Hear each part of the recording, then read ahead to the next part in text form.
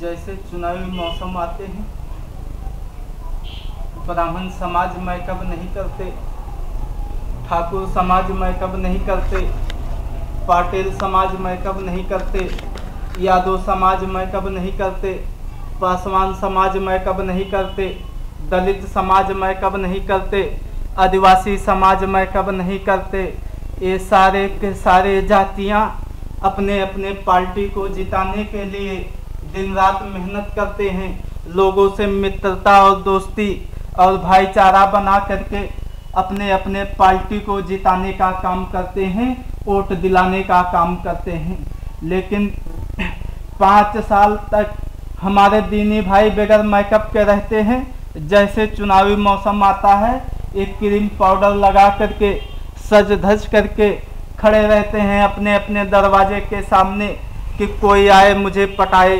कांग्रेस के लोग आते हैं, मेरे दीनी भाई को पटा लेते हैं, गाड़ी के अगले सीट पे बिठा देते हैं, हाथ में एक झंडा दे देते हैं, 100 की नोट जेब में डाल देते हैं। मेरा दीनी भाई खुश हो जाता है। समाजवादी पार्टी के लोग आते हैं, मेरे दीनी भाई को पटा लेते हैं, गाड़ी के अगले सीट पे बिठा देते हैं, हाथ में एक झंडा दे देते हैं, 100 की नोट जेब में डाल देते हैं। मेरा दीनी भाई खुश हो जाता है। बहुजन समाज पार्टी के लोग आते हैं, मेरे दीनी भाई को पटा लेते हैं, गाड़ी के अगले सीट पे बिठा देते हैं, हाथ में एक झंडा दे देते हैं, 100 की नोट जेब में डाल देते हैं। मेरा दीनी भाई खुश हो जाता है। शिवसेना मानसे और भारतीय जनता पार्टी के लोग आते हैं, मेरे दीनी भाई को पटा लेते हैं, गाड़ी के अगले सीट पे बिठा देते हैं, हाथ में एक झंडा दे देते हैं, 100 की नोट जेब में डाल देते हैं। मेरा दीनी भाई खुश हो जाता है। सारे जाति और सारे धर्म के मानने वाले लोगों ने मेरे दीनी भाई को पटा लिया, पटा करके अपने अपनी सरकार बनाया और अपने अपने जात वालों का पेट भर दिया। अरे मेरे दीनी भाई, बता आपका पेट है कि इंडिया का गेट है? 62 साल हो गया भारत को आज़ाद हुए, लेकिन अभी तक आपका पेट नहीं भरा और ना ही भरेगा, क्योंकि चाटने से पेट नहीं भरता। 62 साल तक आप चाटते रहोगे, आपका पेट नहीं भरेगा। क्योंकि इसी देश के अंदर ब्राह्मण समाज के लोग रहते हैं। ब्राह्मण समाज के लोग कांग्रेस से नाराज होते हैं, लात मार देते हैं कांग्रेस पार्टी को, सीधे चले जाते हैं अपने नेता अटल बिहारी बीजेपी जी के पीछे भारतीय जनता पार्टी में। अब किसी की दलाली नहीं करते, अब किसी के गाड़ी में नहीं बैठते, अब किसी का झंडा नहीं ढोते। मैं सलाम करता हूं अपने ब्राह्मण भाइयों को। इसी देश के अंदर ठाकुर समाज के लोग रहते हैं। ठाकुर समाज के लोग कांग्रेस से नाराज होते हैं, लात मार देते हैं कांग्रेस पार्टी को, सीधे चले जाते हैं अपने नेता विश्वनाथ प्रताप सिंह जी के पीछे जनता दल पार्टी में। अब किसी की दलाली नहीं करते, अब किसी के गाड़ी में नहीं बैठते, अब किसी का झंडा नहीं ढोते। मैं सलाम करता हूं अपने ठाकुर भाइयों को। इसी देश के अंदर यादव समाज के लोग रहते हैं। यादव समाज के लोग कांग्रेस से नाराज होते हैं, लात मार देते हैं कांग्रेस पार्टी को, सीधे चले जाते हैं अपने नेता मुलायम सिंह यादव जी के पीछे समाजवादी पार्टी में। अब किसी की दलाली नहीं करते, अब किसी के गाड़ी में नहीं बैठते, अब किसी का झंडा नहीं ढोते।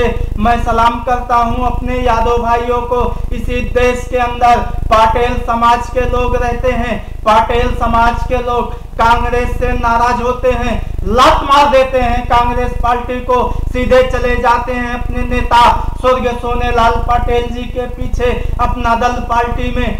अब किसी की दलाली नहीं करते, अब किसी के गाड़ी में नहीं बैठते, अब किसी का झंडा नहीं ढोते।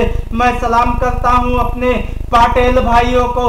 इसी देश के अंदर पासवान समाज के लोग रहते हैं। पासवान समाज के लोग कांग्रेस से नाराज होते हैं, लात मार देते हैं कांग्रेस पार्टी को, सीधे चले जाते हैं अपने नेता रामविलास पासवान जी के पीछे जनशक्ति पार्टी में। अब किसी की दलाली नहीं करते, अब किसी के गाड़ी में नहीं बैठते, अब किसी का झंडा नहीं ढोते। मैं सलाम करता हूं अपने पासवान भाइयों को। इसी देश के अंदर आदिवासी समाज के लोग रहते हैं, नहीं, इसी देश के अंदर दलित समाज के लोग रहते हैं, वो दलित समाज जिसके नाम पे लोग कसमें खाते थे कि दुनिया तो कांग्रेस छोड़ सकता है लेकिन दलित समाज कांग्रेस नहीं छोड़ सकते। लेकिन जब दलित समाज कांग्रेस से नाराज हुआ तो लात मार दिया कांग्रेस पार्टी को, सीधे चला जाता है अपने नेता काशीराम मायावती जी के पीछे बहुजन समाज पार्टी में। अब किसी की दलाली नहीं करता, अब किसी के गाड़ी में नहीं बैठता, अब किसी का झंडा नहीं ढोता। मैं सलाम करता हूं अपने दलित भाइयों को। इसी देश के अंदर आदिवासी समाज के लोग रहते हैं, वो आदिवासी समाज जिसके बदन पे शुद्ध कपड़ा नहीं, जो 2 टाइम में 1 टाइम खाना खाता है, जिसके सर पे छत नहीं, नंगा भूखा आदिवासी समाज, पेड़ के नीचे गुजर बसर करने वाला आदिवासी समाज जब कांग्रेस से नाराज होता है तो लात मार देता है कांग्रेस पार्टी को, सीधे चला जाता है अपने नेता शिबू सोरेन जी के पीछे मुक्ति झारखंड मोर्चा पार्टी में। अब किसी की दलाली नहीं करता, अब किसी के गाड़ी में नहीं बैठता, अब किसी का झंडा नहीं ढोता। मैं सलाम करता हूं अपने आदिवासी भाइयों को। इसी देश के अंदर मुसलमान रहते हैं जो कभी किसी से नाराज नहीं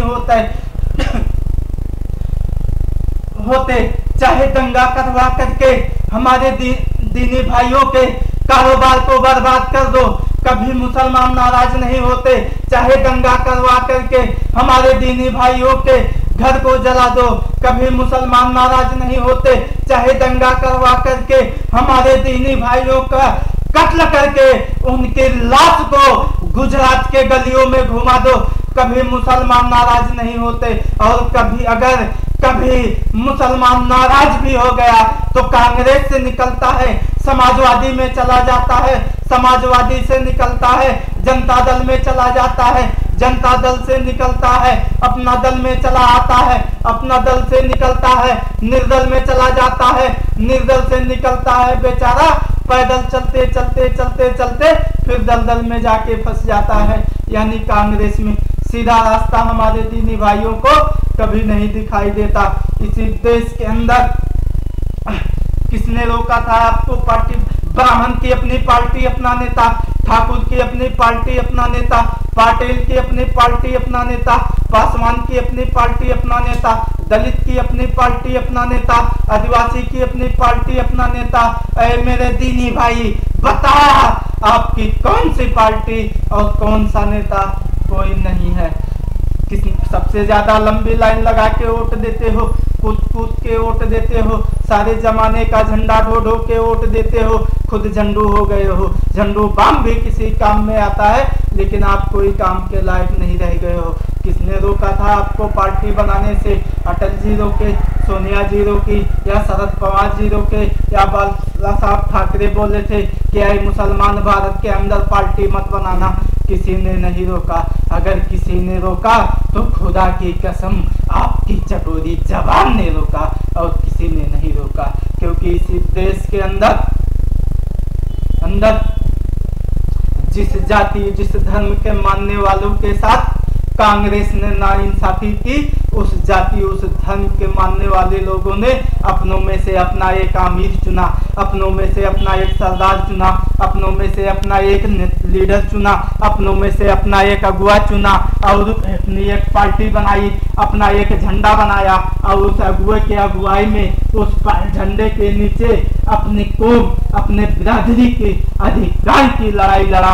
आज वो कौम इज्जत वाली हो गई। जो दलितों से बदतर जिंदगी जीन रही थी भारत के अंदर, वो कौम इज्जत वाली हो गई। और वो कौम जो 1857 तक इस मुल्क पे हुकूमत की, वो कौम आज बेइज्जत वाली हो गई। इसी देश के, क्योंकि इसी देश के अंदर 3% ब्राह्मण समाज के लोग रहते हैं। 100 में से जिनका 3 वोट है, 3 वोट ब्राह्मण समाज के लोग देते हैं। इस 3 वोट के बदले में ब्राह्मण समाज के घर में